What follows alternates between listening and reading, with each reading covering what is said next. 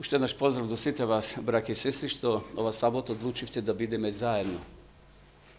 Денес е посебна сабота и посебно време, бидејќи се среќаваме со Господа. Ние веруваме дека тој денес присутен овде со Светиот Дух и затоа ова свеченост е уште побоготна, бидејќи Бог е присутен со своите ангели. И верувам дека ја цениме таа ситуација и ќе бидеме внимателни, зашто пред нас имаме едно интересно проучување, како вовед, она што ќе следи, потоа обредот на понизноста и обредот Света вечера. Верувам дека сите имаме ние што да му кажеме на Господа, зашто помина уште 3 месеци. Тие се зад нас. И денеска, како што ние велиме, 13-та сабота, време кога се подсетуваме на големата жртва што небото ја дала за нас, а тоа е смртта на нашиот Спасител и пријател Господ Исус Христос. Со ова проучување кое го нареков допир на вера или со вера, ќе се навратиме на еден настан што верувам на сите вас ви е познат, браќи и сестри, од Библијата, затоа што ние сме христијани, ја читаме Библијата, Свето писмо. Ајде на почетокот отворете ја со мене Библијата или вашите мобилни телефони, ако имате апликација, пронајдете Марко 5 глава. Или вие што немате, може да слушате заедно со мене да го читаме, да ги читаме текстовите Матеј, еве ќе може и да ги видиме. Марко 5 глава 25 до 34 стих. Текстот не е напишан, бидејќи е долг, еве јас ќе го прочитам. Марко 5 глава од 25 стих, да добиеме на слика за настанот кој сакам да го споделам денеска. Од 25 стих вака вели: И една жена која страдаше од крвотечение 12 години и претрпела многу од мнозина лекари и си го потрошила целиот свој имот. Сега можеме после секој зборче да застанеме и да даваме коментар. Целиот имот да го потрошиш, и денеска знам ова година многу луѓе кои беа болни мора да продадат стан, имот за да се лекуваат. Еве, нешто слично се случувало и со оваа жена. И го потрошила целиот имот свој на лекари. Од тоа немаше никаква полза, туку и стана уште полошо. Откако чу за Исуса, дојде меѓу народот од назад и се допре до неговата облека. Зашто си велеше, ако се само допрам до неговата облека, ќе се спасам. И веднаш и прекрати болеста. И таа почувствува во телото дека е излекувана од болеста. А Исус почувствува веднаш во себе дека сила излезе од него, се сврте среде народот и рече: кој се допре до мојата облека? Неговите ученици пак рекоа: гледаш дека народот те притиска и велиш кој се допре до мене. И тој гледаше наоколу за да види кој го направи тоа. А жената уплашена и растреперена, зашто знаеше што стана со неа, дојде и падна пред него и му ја покажа сета вистина. А тој рече: ќерко, твојата вера те спаси. Оди си со мир и биди здрава од својата болест. И сега може да застанеме овде, браќи и сестри, и да малку размислуваме. Значи, денес ќе биде предмет токму оваа жена, за која сакам да размислуваме и да зборуваме. Текстот вели дека таа жена потрошила се што имала, целиот свој имот го потрошила или го продала за да добие готовина, пари, за да може да се лекува. Интересно, овој настан го опишува и Лука во своето Евангелие, но тој како тоа прескокнува кога станува збор за пари, за лекари. Може му било непријатно да ги спомне лекарите, зашто и самиот бил лекар, кои биле немокни да ја помогнат на таа жена. Значи Лука во својата приказна го изостава овој настан или таа ситница за лекарите.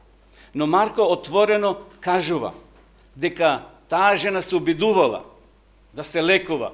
Може би, еве сега малце да го модернизираме, отворила на Google и побарала разни лекари кои лечат таква болест. 12 години ги пронашла најдобрите, се јавувала телефонски, закажувала состанок, одела со голема надеж дека ќе биде излекувана, но на крајот повторно се враќала уште поболна. Интересно, ги посетила најдобрите лекари, што можел да ги најде. Највештите, најмудрите лекари, но текстот вели дека немало лек за неа. Незините обиди, браќи и сестри, биле безуспешни или неуспешни, само со маки, само со надеж што завршиле во очај. И на крајот повторно од почетокот.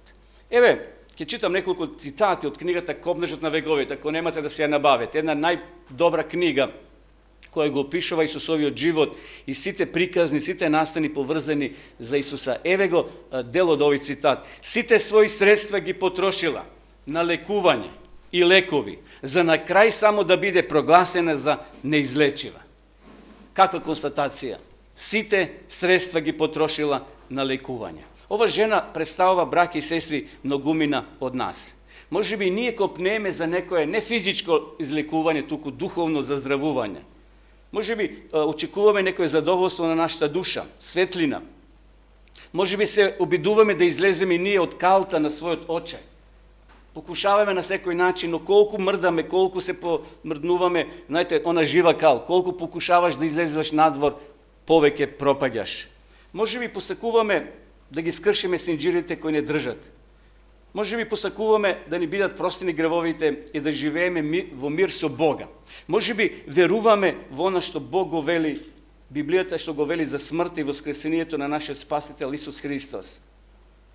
Може би сето тоа некако ни е нејасно. Гледаме како во некоја магла Христовиот живот, Христовото раснување, Христовата смрт и повторно ние сме болни, повторно ние сме незадоволни. Колку пати ние сме контактирале, браќи и сестри, ако можам така да се изразам, духовни надри лекари. Ке сме барале помош од тие духовни надри лекари. Колку лекови сме биле подготвени да земаме, колку лекари сме послушале. Но сепак и понатаму сме болни, и понатаму чувствуваме празнина, и понатаму неаме духовна кондиција, и понатаму пропаѓаме. Но сепак, денес сме овде, браќи и сестри, во молитвениот дом. Денес сме дојдени на вистинското место, да се сретнеме со најголемиот лекар, лекар над лекарите.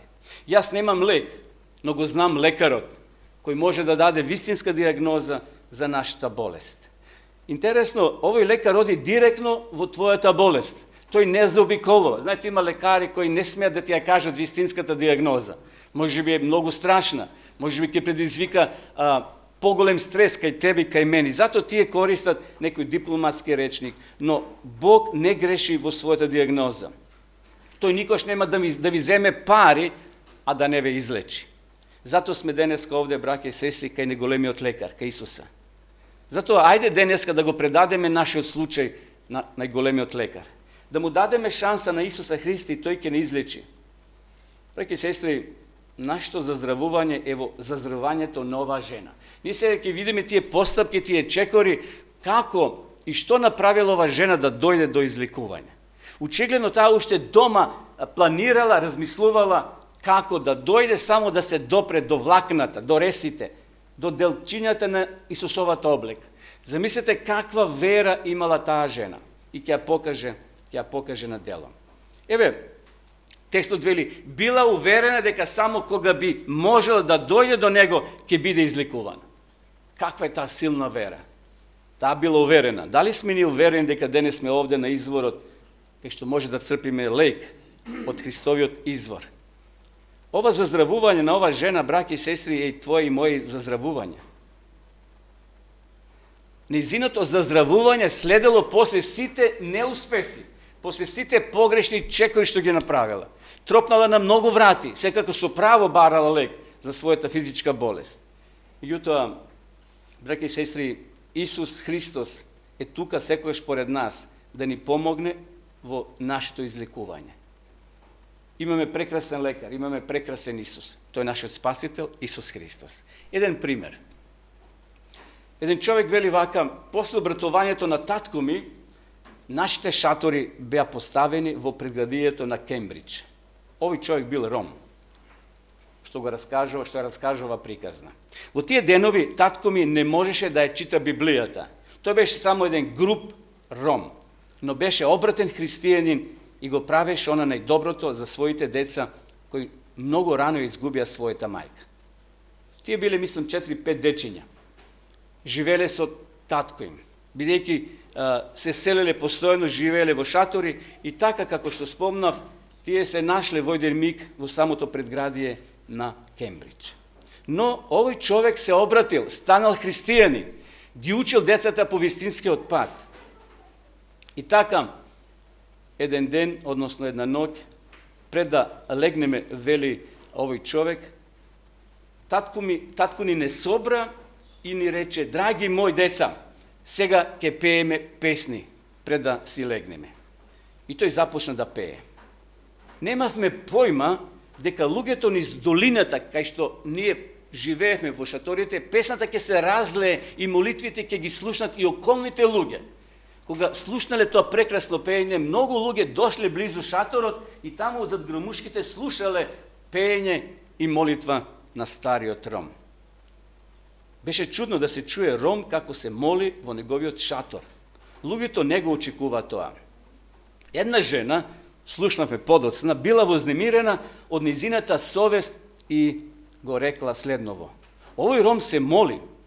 Тој не се моли јас да го слушнам, бидејќи тој ниту знае дека јас сум го слушнала, ниту се моли за други луѓе да го слушнат, затоа што тој не знае дека некој може да го чуе. Овој ром се моли. Како е тоа можно?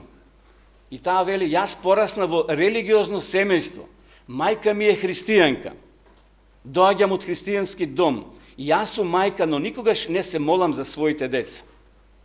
Стрела на осведечување ја прободело низината душа и таа заминала дома со болка во срцето, болка што не исчезнувала така лесно.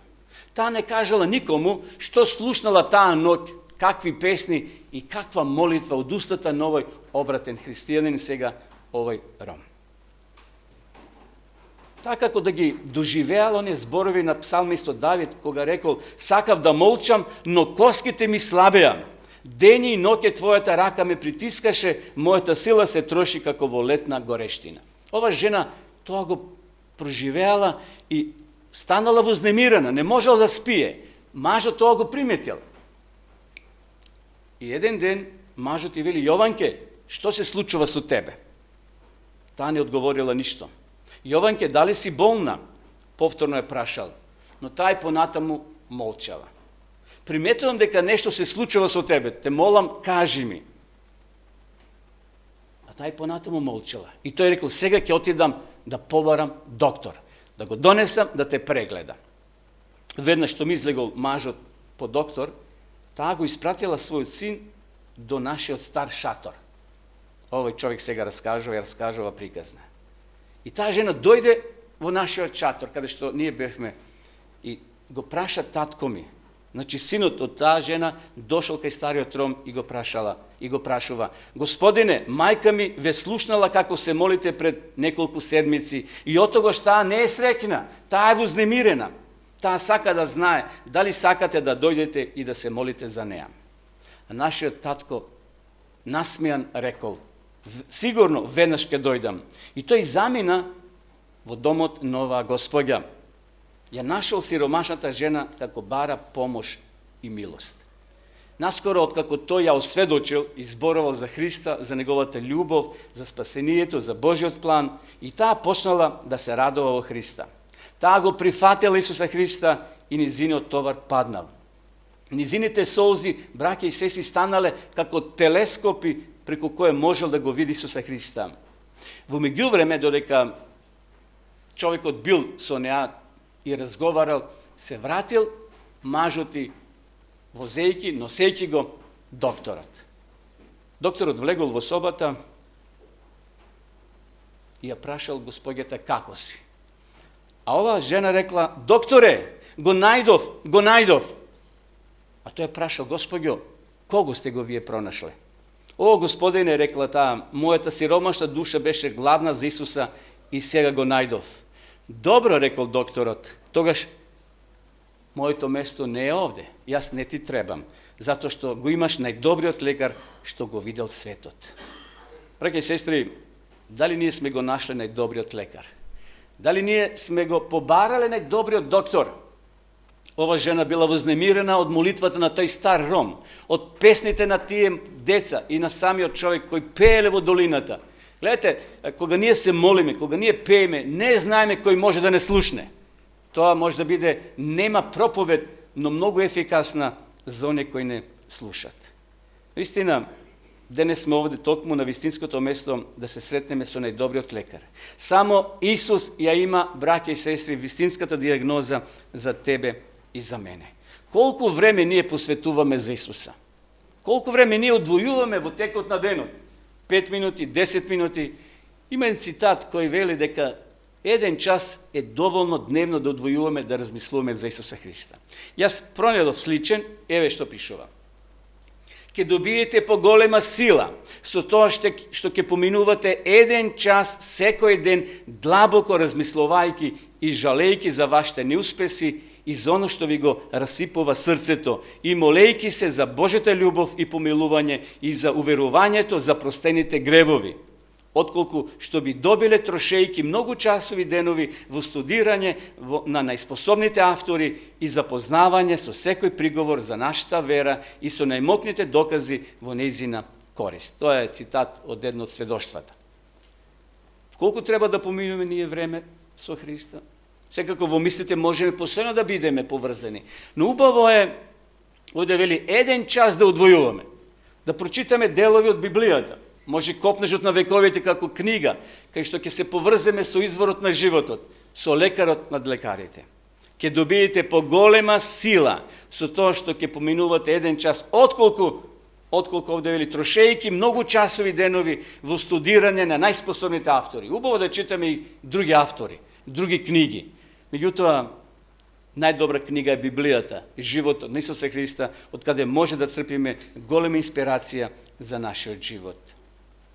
Вистина, браќа и сестри, да се запрашаме колку луѓе излегле од Египет. Овде пишува 600.000 луѓе, само мажи се броени. Ако имали жена, тоа се 1.200.000. Ако имали уште по едно, по 2-3 деца, колку луѓе излегле од Египет кон ветената земја? Отприлика околу 2 милиона луѓе. 2 милиона луѓе. Колку луѓе отишле да изведат ветената земја? Колку Мојсе пратил извидници? Колку само биле благословени и ја виделе таа земја? Исус Навин и Халев, само двајца. Тие всушност ја допреле ветената земја.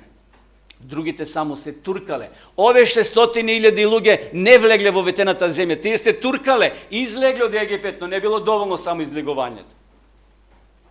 Многу луѓе биле во бањата во Витезда, минатата сабота зборувавме за тоа. Но само еден влегувал во неа и бил исцелен. Другите само се туркале околу неа. И тука во исто време мноштво луѓе се туркале, вели текстот. И затоа учениците малце дрско му велели Исусе, па гледаш колку луѓе се туркат, па немој да се секираш. Стотици луѓе се туркале тука поред Исуса. Некои биле љубопитни, некои биле возбудени, трети го критикувале, четврти дошли така ради сир да гледат, зашто немале работа. Па дошле, знаете, има луѓе на плоштадот, било што да се случува, некоја манифестација, тие се таму. А ние другите може не сме ни дознали дека имало нешто во градот. Значи, има разни типови на луѓе, разни туркачи. И околу Исус се туркале многу луѓе. Еве го текстот. Зачуденото мноштво што се туркало околу Исуса не препознало никакво струење на животната сила. Тука е изворот на животот, а тие биле неми. Зошто? Само се туркале. Додека ова жена планирала, ова жена плански размислувала, сакала да го допре лекарот на лекарите, спасителот. Само една жена, браќа и сестри, била тука поред Исуса. Само една жена го допрела и нејзината промена била очигледна. Таа го почувствувала, таа промена. И сега прашање за нас, во која група ние се наоѓаме? Дали го допревме Исуса или само се туркавме? Некои од нас можеби го туркат Исуса само во сабота, да бидеме искрени. Некои го туркат Исуса само во недела, односно преку седмицата. Некои можеби само кога има некои бележити религиозни настани за Божик, Великден. Има многу луѓе се туркат само за Божик, за Великден. А преку годината ги нема никаде. Во која група сме ние, браќа и сестри? Дали сме во онаа група која сака да го допре Христа или само во онаа група тука кој го туркат Исуса? некои може би остареле туркајки го Исуса. Денес Исус сака, браќи и сестри, да не подсети дека не е доволно само да се туркаме, потребно е да го допреме со вера. Секој допирање на Спасителот неминовно донесува промена, тоа го кажавме во првиот дел. Не може христијанин да биде со Христа, да биде истиот. Постои една изрека, знаете она на српски, ќе ја кажам, с ким си? Таков си. Промена мора да има, добра или лоша. Дали сме ние променити? Еве го текстот. Меѓутоа, кога болната жена ја протегнала раката и го допрела, верувајќи дека ќе оздраве, почувствувала исцелувачка сила, така и во духовниот живот. Јас не зборам само сега за физичко допирање. Ние го допираме со очите на нашата вера, зашто не сме го виделе Христа. Молитвата е една рака невидлива која го допира Христа кога се молиме со вера. Ова жена ја протегнала физички раката и го допрела, верувајќи дека ќе оздраве, почувствувала исцелувачка сила, така е и во духовниот живот. Браќи и сестри, допирот со Христа, допирот со Исуса носи промени во карактерот, носи промена во мислите, во делата, во однесувањето. Може би време е да престанеме да се туркаме околу Исуса. Денес е ден и прилика кога треба да го допреме нашиот Спасител и да дозволиме да не очисти од секоја валканост на нашиот карактер. Интересно, текстот вели дека ова жена 12 години била буквално врзана со низината болест. 12 години. Иако физички одела, значи не била саката, не била инвалид, таа одела, но имала болест во себе. Но здравствено била парализирана и немокна. Таа и духовно била слаба. Иако како еврејка се туркала и таа во мислите. Таа била еврејка, родена. Се туркала околу Исуса, но тоа не било доволно за нејзино физичко исцелување, за нејзино духовно исцелување. Таа посакала да го допре по секоја цена. Можел да биде убиена. Евреите имале слобода, имале право, според тие нивни локални закони, жена која со таква болест или кога некој губав, да земе камен и да ја каменува. Но имала таа цел, браќа и сестри. Верата и велела дека само ако се допре ќе биде излекувана. И навистина така се случило. Повторно прашање за нас големо, дали го допревме ни Исуса. Може би сатаната денеска ти шепоти ќе рече, ти не смееш да го допреш денеска, зашто не си чист. Помина 3 месеци си погрешил во мисли, во дела, во ова или во она, во збор. Немој да го допираш, остави тоа за следниот пат. Остави го допирањето за другиот пат. Па видиш колку има народ околу тебе. Па овие чистите поднаводници може да те убијат. Жената можела така да размислува. И затоа се плашела. Како таму пристапила кон Христа? Од предната страна или од позади? Читавме од позади. Таа се плашила, се срамела. Меѓутоа, браќи и сестри, Исус знаел. Исус го читал низиното срце. И сега, ако само се допрам, ќе бидам излекувана. И навистина се допрела и била излекувана. Тој е првиот чекор. Постои втор чекор, што е многу важен. Следува вториот чекор, мора да го признаеме Христа. Ако сме го допреле и сме доживели исцелување, ние мора тоа да го кажеме. Не смеме ние сега да молчеме. Замислете ако некој се излекувал од некоја болест и некој човек му помогнал, па нека и тој најдобриот доктор. И тој ќе каже, тој доктор ме излекува, одете кај него. Тој не може да молчи. Невозможно е такво нешто ако некој лекар не излекувал, браќа и сестри, ние да молчиме, да се срамиме. Ние ќе кажеме на сите да луѓето одат кај тој лекар и да пронајдат лек. Тука не можете да шверцувате, тука не можете да криете криенка. Мора да го признаете. Жената тргнала од позади во толпата кон Исуса, сакајќи да го допре. Таа ставила марама да не ја препознаат, зашто нечиста, според тие нивни закони, била болна и таа морала да биде во посебна изолација, да биде на страна. Таа ставила марама и си мислела само до ресите, само до врвците, само да се допрам до облеката на Исуса Христа.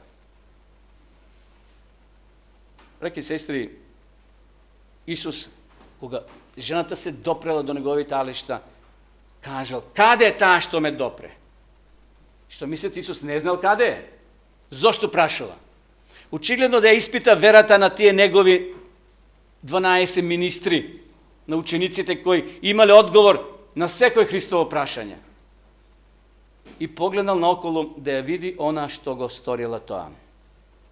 Кога се свртел, видел жена. Дали гледате, браќа и сестри, дека не е така тешко да го допреме Исуса? Ние самите си поставуваме плетови, огради, дзидови и си велиме, јас не сум достоен да го допреме Исуса. Зошто? Па јас сум таков, јас сум онаков. И ѓаволот ќе ти реди се повеќе и повеќе цигли и да добиеш голем дзид да не можеш да го видиш Христа. Гледате колку било едноставно, но битно е да имаш цел, да имаш вера и тргни. Жената тоа го направила. Таа планирала дека ќе му приде од позади, а тој се свртел кон неа, а таа сега е лице во лице. Таа клечи пред Исуса, пред неговите нозе и му ја кажала целата вистина. Интересно, луѓето ја препознале, кога таа ја тргнала марамата, сите молчале. Никој ништо не ја префрлил. Таа ни солзи, таа ги излила своето срце и солзите и му кажала, се вели Библијата. Тој внимателно ја изслушал. И кога таа завршила, му кажала се, тој знаеше дека таа му кажала се. А тој што и вели? Ќерко, како е нарекува сега Исус ова жена? Ќерка, нешто најблиско, најинтимно. Ќерко, твојата вера те излечи. По исцелувањето на жената, Исус сакал таа да го објави благословот што го примила. Даровите што ги нуди Евангелието не сме да се примат крадешку или да се уживаат во тајност. Господ не повикува да ја признаеме неговата доброта. Ова е вториот чекор, браќи и сестри, многу важен. Прво е допирот со вера и добиваш лек. Второ е да кажеш, да не молчиш што ти Бог направил. Ако ги читаме сите истории библиски, кога Исус ги лекувал, Исус вели, оди и кажи, покажи се кај свештеникот. Но некој Исус вели, не кажувај кој ти излекол. Зашто Исус не сакал популарност, Исус не сакал слава, Исус не сакал да има конфликт со црковните водечи кои му биле љубоморни. Но ова жена не можел да молчи. Вториот чекор, браќи и сестри, е токму оди, кажи. Браќи и сестри, ако сакаме мир како придружба, мир како пријател и сопатник, мир како пупка и цвет, како неопислива мелодија на нашиот живот, тогаш нека дојде Исус и нека го заземе престолот на твоето срце. Ако ќе го заземе, тогаш да отидеме на сав глас да им кажеме на роднините, на пријателите, дека ние сме исцелени. Не треба се срамиме. Еве го текстот, да се зборува површно за верата, да се моли без душевен глад и без жива вера не вреди ништо. Верата што спасува не е само согласување на разумот со вистината. Не е доволно само да се верува во Христа. Ние мора да веруваме во Христа. Гледате, слично, но не исто. Не е доволно само да се верува во Христа. Библијата вели, кој верува уште? Кој верува во Христа? Ѓаволот верува. Но дали е тоа доволно за спасение на ѓаволот? Не. Ние мора да веруваме во Христа, односно да го признаеме. Сатаната не го признава Христа. Тој го маловажува. И тој му рекол горе, кога е напушил таа резиденција, кога имале последен состанок тројството и Луцифер бил повикан, ја го замислам тоа како канцеларија, малце да го приближиме, 3 столици, столови, тука е четвртата за Луцифер, бил тој повикван повеќе пати на разговор. И последниот пат, Бог му вели, имаше шанса, ти дадовме прилика, а тие злопотреби. Сатанат и понатаму Луцифер сел омрзе меѓу ангелите. И кога дошол крајот, да го парифразираме тоа, Сатаната, Луцифер му вели на Исуса, ќе се сретнеме долу на двобој. Те чекам долу.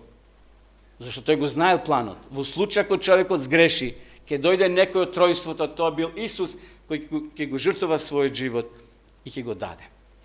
И Сатаната верува во тоа, тој знае, но не е тоа доволно за негово спасение. Ние мора да веруваме во Христа, да признаеме, браќа и сестри, дека Исус Христос е наш спасител.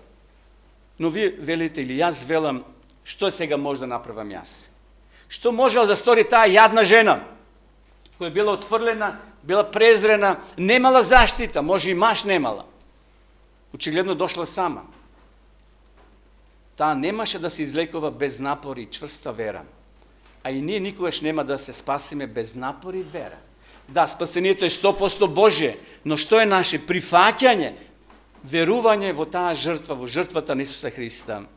Господ, браќа и сестри, нека ни помогне да го допреме и денес на Исуса Христа. Тогаш нашата долга агонија, може би ти си туркач, го туркаш Христа со години, година, 2, 3, ја не знам колку години го туркаш и сакаш да го допреш. Но некако си далеко и секојаш поставаш некои нови услови, односно пречки кои треба да ги отстраниш, па допрева да го допреш. Меѓутоа приликата не се покажува секогаш. Многу наши пријатели ова година завршија. Многу наши мили драги ги затворија очите. Може сакале да го допрат Христа, но не нашле време. И сега е доцна. Сега е доцна. Твојата долга агонија ќе заврши со радост од присуството на воскреснатиот Христос. Затоа, браќи и сестри, Исус сака и тој да те допре. Кога Исус допира, се случува чудо. Ова слика е оној слепиот. Кога Исус направил кал, им ги допира очите. Најпрвен тој Исус увели, дали гледаш? А тој што рекол? Гледам луѓе како? Нејасно, како дрва. Исус му дал втор чекор што треба да го направи. Ајде да му дозволиме Исус да не допре нас, а и ние да го допреме Него. Тоа е вулкан, тоа е струја, тоа е промена. Кога ние ќе го допреме Христа, ќе потече животодавна сила кон тебе и кон мене. Кога Исус ќе не допре, тоа е уште посилно. Тоа е 100% излекување и приготвување за вечен живот. Се завршува на еден начин да се избрека неуспехот, да се избрека загубата, да се избрека агонијата. Допирот значи живот. Господ нека ни помогне, браќа и сестри, денеска да го допреме. Ние преку овие символи и горе во горната соба, кога еден на друг си ги допреме нозите. Да му дозволиме на Духот Свети да не допре нас во нашите срца. Тој да очиси секоја нечистотија, секоја прашина, зашто прашина се наталожила во текот на овие 3 месеци. Ние сме во грешна природа, притиснати од гревот, но да не му дозволиме, Павле вели, да завладее гревот во нашите срца. Ајде да го допреме Исуса. Да му дозволиме и тој да не допре нас. Нека му и слава на големиот Бог. Амин.